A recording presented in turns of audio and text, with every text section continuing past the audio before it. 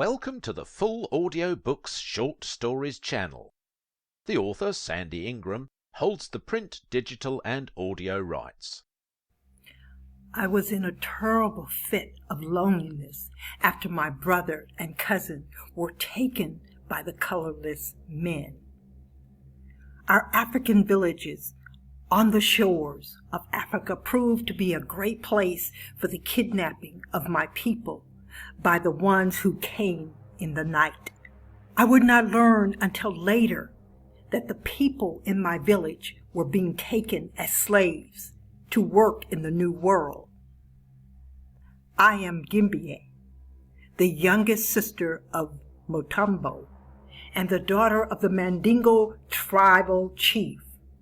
I am cousin to the fearless Abdu.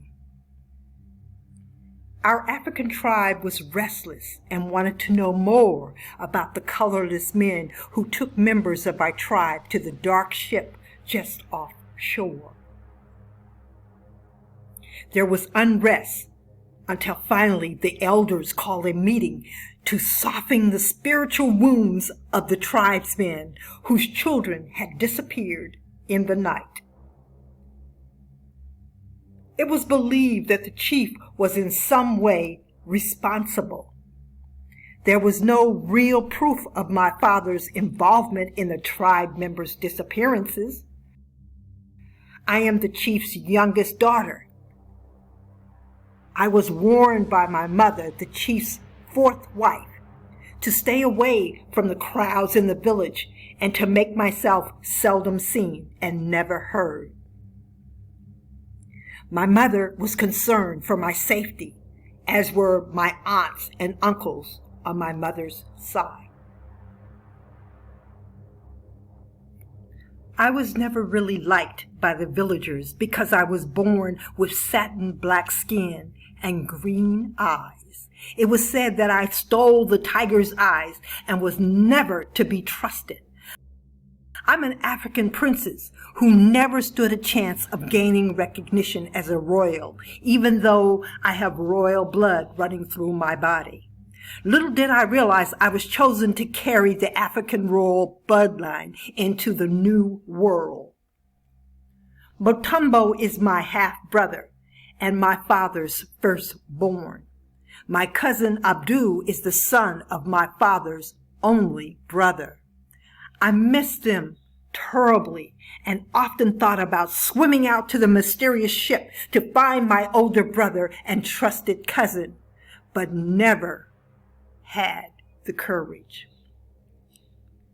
My father was husband to 4 wives. My mother, being the prettiest and the youngest, always caused problems among the first 3 wives. On the days when the women of my village washed clothes, the dislike for my mother was displayed openly by my father's 3 wives. The other women in the village, not wanting to upset the wives of my father, was also silently cruel to my mother and myself. My father's first wives lived in my father's large hut. My mother and I lived 100 stone throws away. My father would visit my mother often, and they would sit and talk while children from the village played around their feet.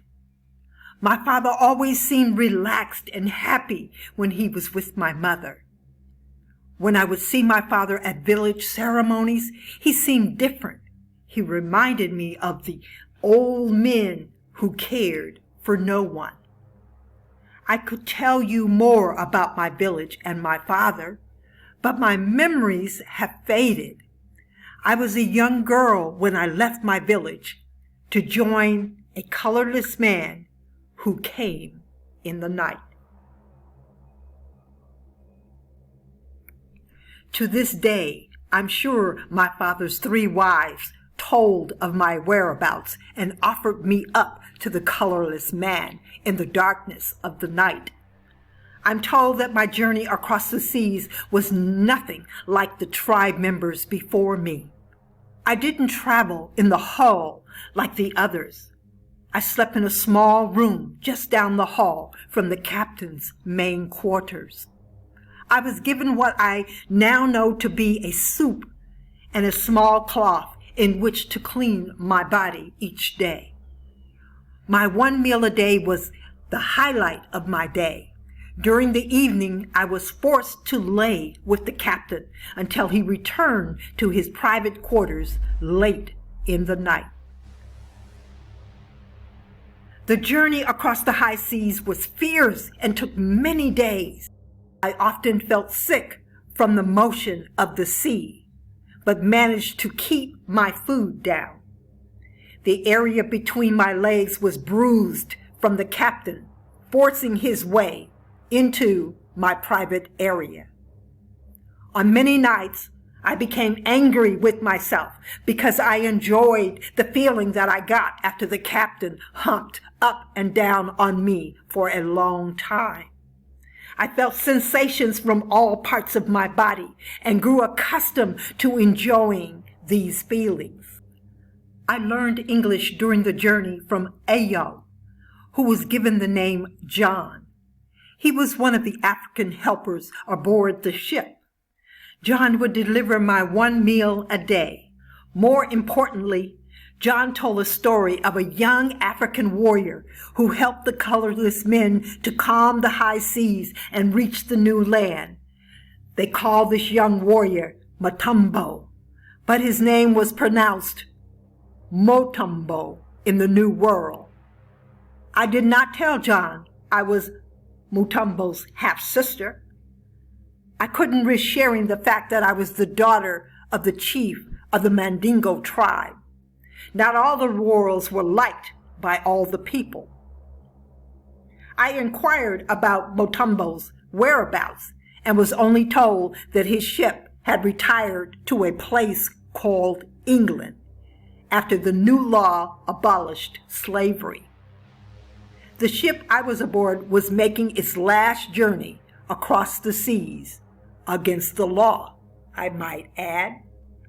After many days and nights, the ship I was traveling on arrived in the New World.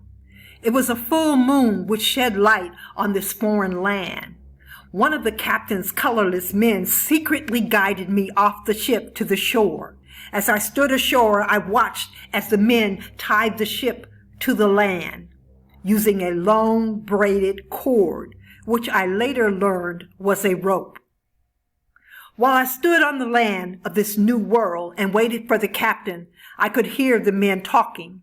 I couldn't understand all the words, but I was sure that John would be left on board to protect the ship. Finally, the captain came onto the land. "Come, come," he said as he pulled my arm.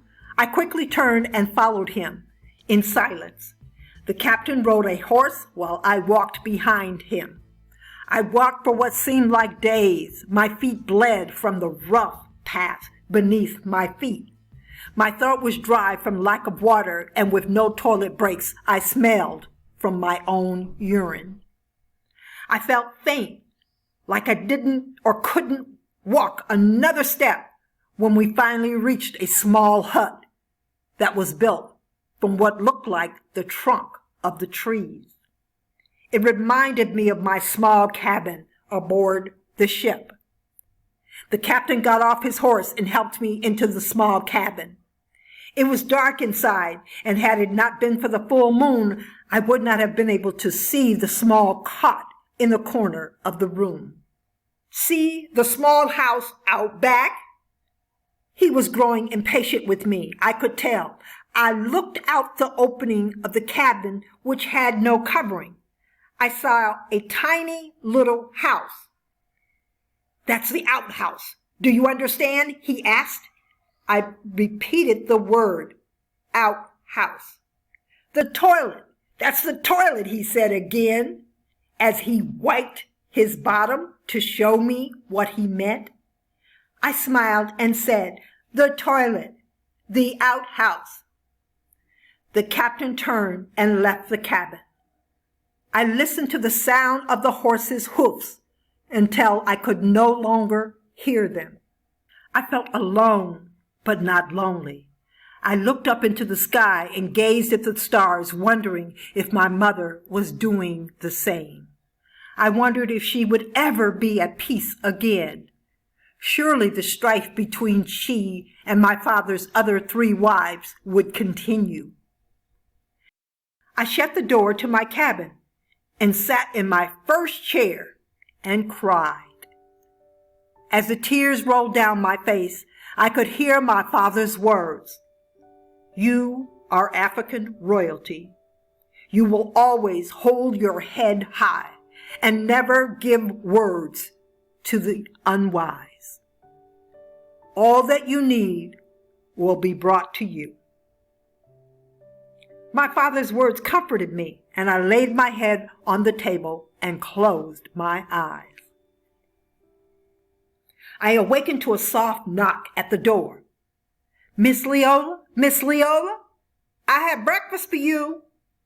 I got up and answered the door to a small, older African woman who was holding a tray of food and a large pitcher of water. She entered the small cabin and placed the tray of food on the table. She then took the large pitcher of water and poured it into a basin which stood on a shaky stand behind the door. I had not seen the basin during the night and was surprised by the old woman's movement. Here, my child, wash your face. She laid a small white piece of cloth on the stand. The master say you to stay inside this here cabin and not to go outside when the sun is out. You don't talk to nobody. Do you understand me? I wasn't exactly sure what the old woman meant by these words, but I did understand that I couldn't go outside while the sun was up. I also understood that I had laid with Miss Maddie's husband. The next few weeks were a blur. Most mornings I woke up sickly, and my dinner from the previous evening ended up in the bucket. I looked forward to slipping out of the cabin and emptying the bucket later that evening. I would breathe in the fresh air and look at the stars. Maggie brought me a book which she called the Bible. I couldn't read, but the book seemed important to Maggie, so I made it important to me. The captain seemed to have lost interest in me. I spent many days and nights alone, except for the visits twice a day from Maggie, who brought me breakfast and supper. I was completely alone. My stomach began to get larger as I ate more and more. It wasn't until Maggie told me that I was with child that I understood the tricks my body was playing on me. Maggie would sit with me sometimes in the mornings or evenings and tell me about things that were happening on the plantation. She told me about fights among the Negroes, the outbursts Miss Maddie had. She told me about politics and a man named Abraham Lincoln. I didn't understand, but I listened and I enjoyed Maggie's company. When I asked about the whereabouts of the captain, Maggie told me the captain had come down with a sickness, and they weren't sure he was going to make it. She then laughed and said the African witch doctor placed a hex on him, and he probably wouldn't live much longer after raping the chief's daughter. I froze when Maggie spoke these words. She knew who I was. Maggie, do the others know who I am? I asked in fear for my life. Sure, child. We don't keep secrets from each other. Everybody knows. My heart felt sad. The entire plantation knew my secret. I wondered if I was in danger. Maggie assured me that I wasn't, but I couldn't be sure. Those who were against the royal family were always silent about their intentions.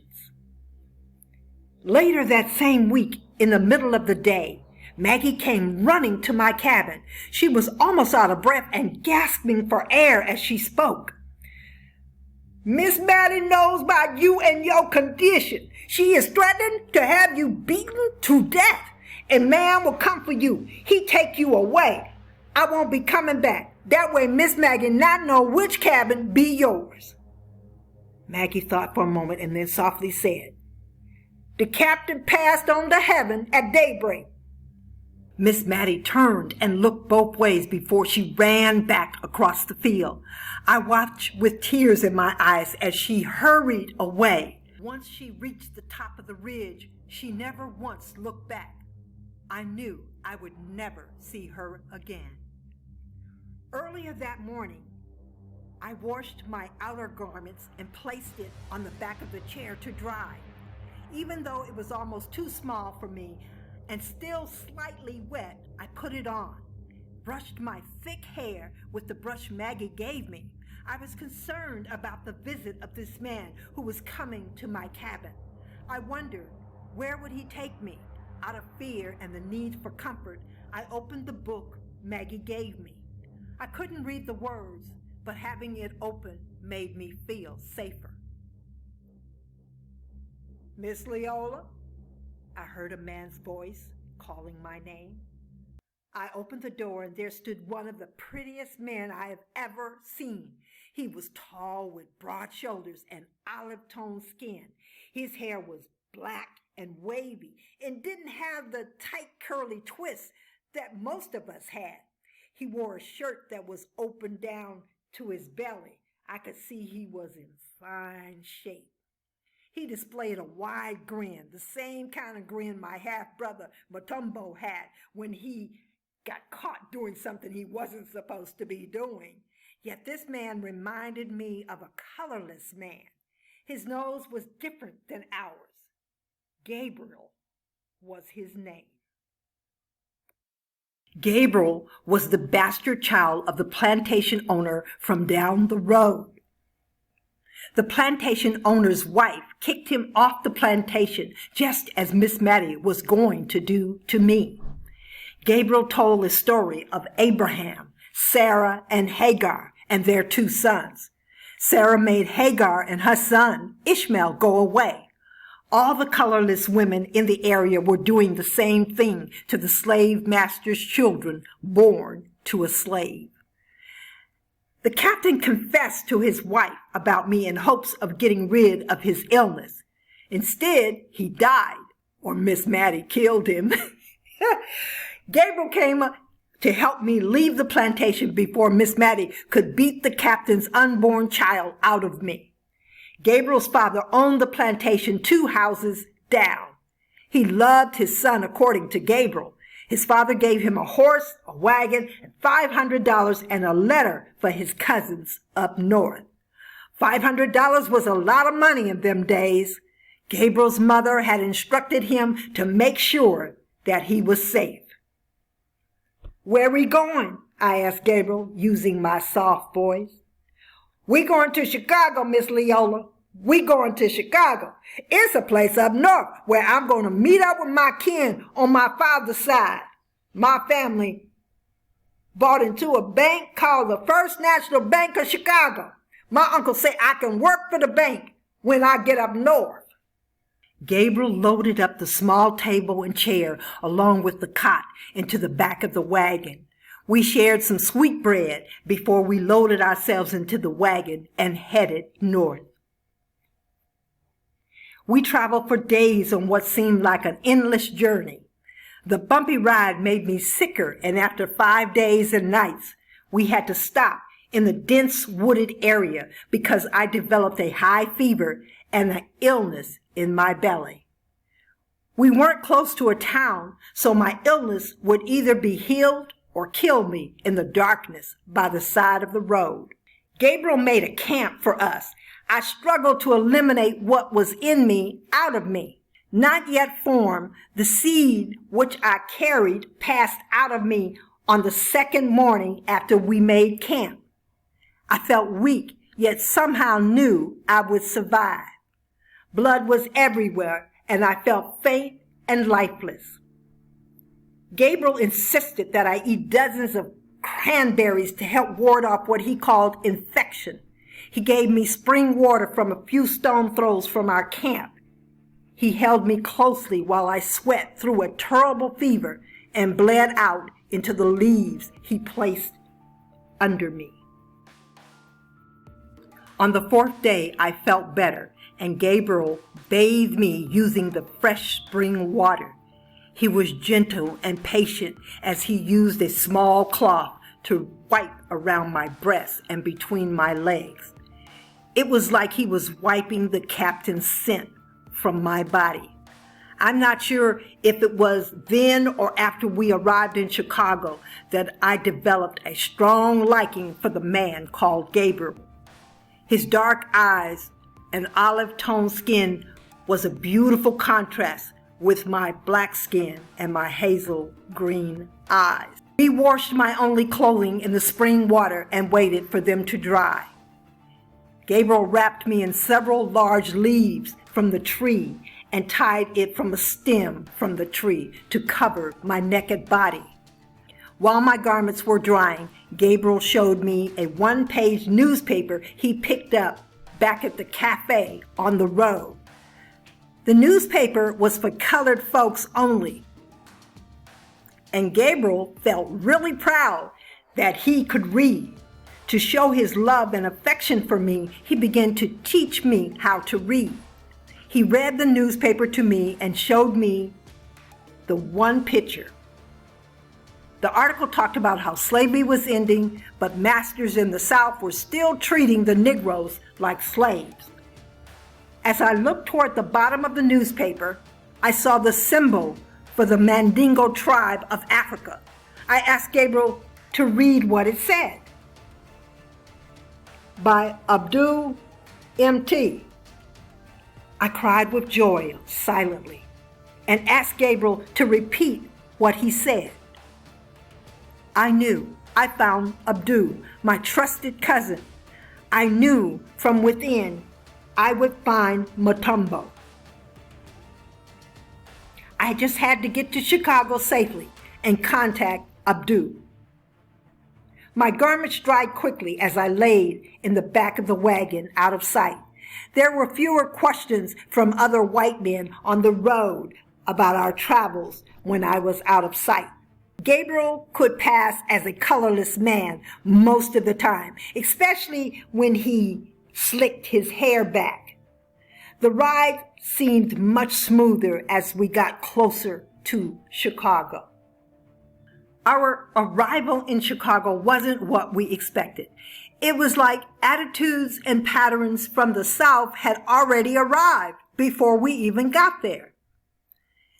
There was a divide between the Negroes and the colorless men.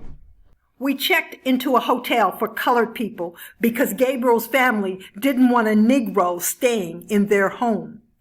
Gabriel explained that I was his wife and he needed them to accept me. The family had no problem with Gabriel, but it was the color of my skin which made them uncomfortable. Gabriel had a real problem with their decision. He expected the North to be different, and when it wasn't, he was disappointed. Even though he was promised a job at the bank his family owned, he went and applied for work at the Freeman's Savings and Trust Company. This was a bank the government helped to set up for Negroes who were now free and needed a place to bank. It was during this time that I began to think Gabriel intentionally hit every pothole in the dirt roads when first starting out for Chicago. He wanted to destroy the seed within me, and he succeeded. I wasn't sure how I felt about his actions, if my thoughts were true. I felt a great loss when the lump of blood vessels passed from my body to the ground. Yet I understood Gabriel didn't want to raise the captain's child. Gabriel started to work for his family's competition the same week we arrived in Chicago. We stayed in the Negro Hotel until we found a small house in the colored people's section of Chicago. The Negroes in our community were nice enough people, but they stared at Gabriel when he wasn't looking. One of the Negro ladies asked when Gabriel's back was turned, "Are you sure he be colored?" Gabriel heard the woman and turned around with a smile.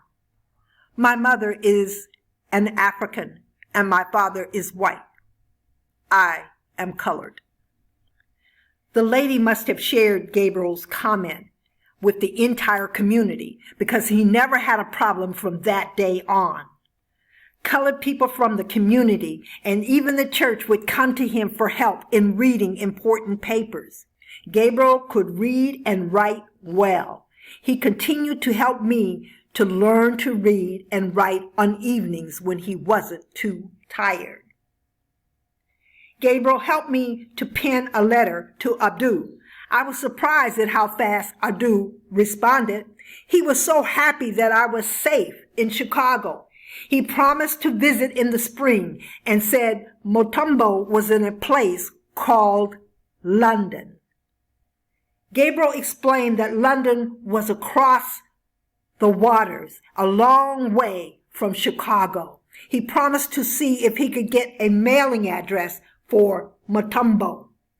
I could tell by how carefully he formed his sentences that I would probably never see my brother again.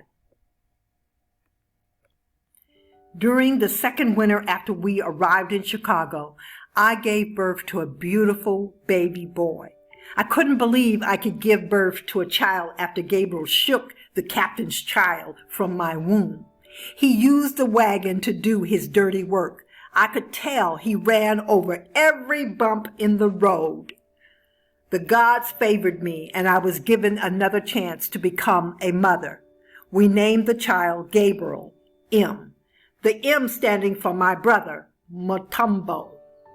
Some nights when I look at the stars, I think of my mother and father in my native village. Then I remember I belong to a new village in the southern part of a town called Chicago. Enjoy the short stories created for Sandy's YouTube channel?